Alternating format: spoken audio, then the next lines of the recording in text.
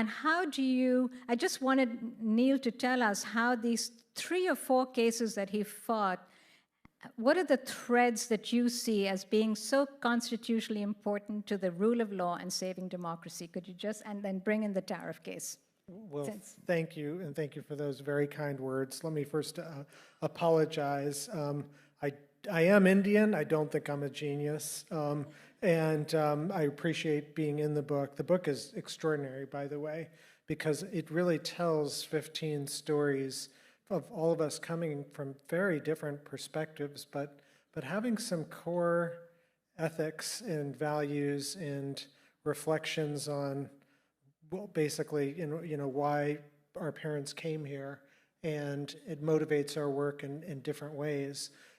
For me, the through line between tariffs, between Moore versus Harper which was about voting rights, basically, and democracy protection, and my very first case, which was Guantanamo, is this idea that America is a country in which immigrants can land on its shores and their children can be treated fairly.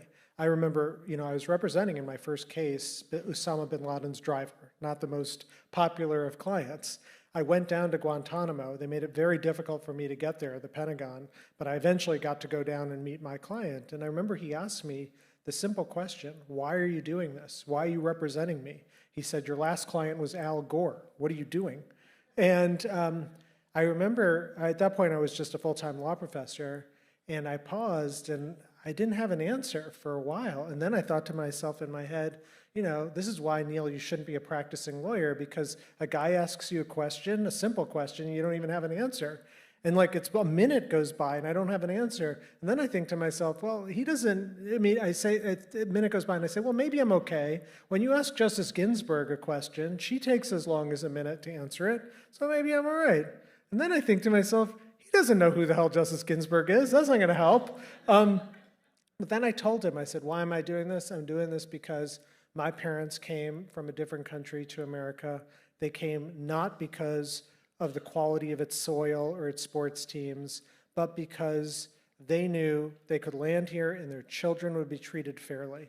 And that had always been my experience. I'd been going to great schools and had all sorts of opportunities, worked in the government, and it was because of the fairness of the American system. And that's what I find under attack today. I find it under attack in birthright citizenship, which I'm fighting in the courts. I see it in sanctuary cities. I see it with respect to the tariffs. The idea that the president on his own can just set these massive tariffs, that's not just a crime against India, it's a crime against the entire world, and particularly Americans' businesses, which are now paying the costs of this.